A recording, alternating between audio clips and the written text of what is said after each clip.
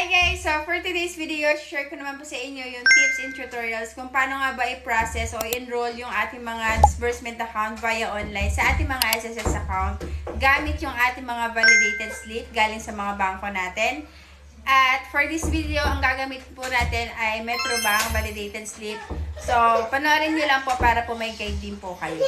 Dito po sa dashboard ng SSS, click nyo lang po yung services at disbursement account. At i-click nyo lang yung checkbox dyan, tapos proceed. Tapos dito makikita nyo na yung i-enroll po natin. So, dito sa bank, piliin lang po natin yung Metrobank.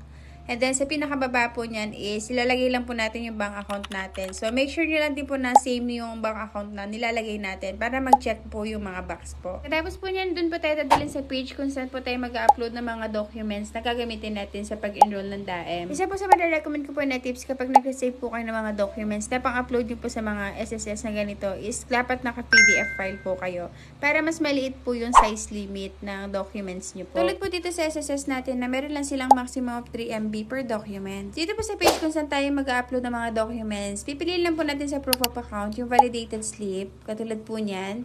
And then, sa pinakababa po yung is valid IDs po natin. Ilagay lang po natin. And then, sa pinakababa is yung selfie. Hawak po yung valid ID at yung bank account po natin. Siguraduhin nyo na lang po na malinaw po yung documents para ma-upload po ito agad ni SSS. Dito naman po, kiklik nyo lang po yung checkbox at yung next kapag po okay na po yung summary ng details at click nyo lang po yung done para matapos na po yung pag-enroll ng DAEM. Pagkatapos po nyan, makikita nyo na po sa disbursement account yung na-enroll po natin na DAEM at naka-for approval po ito ng branch. Kaya mag-wait pa po kayo na ma-approve po ito. After nyo po mag-submit ang enrollment ng DAEM nyo po, may marireceive lang po kayong email galing kay SSS at mag-iintay lang po kayo ng 2 to 3 banking days para sa approval. At kapag approve na po, ganito po yung email na marireceive nyo po. At ang magiging status na po niyan ay active na po sa mismong bank account nyo po. So, yun lang po for today's tips and tutorial. Sana po nakatulong sa inyo. Salamat!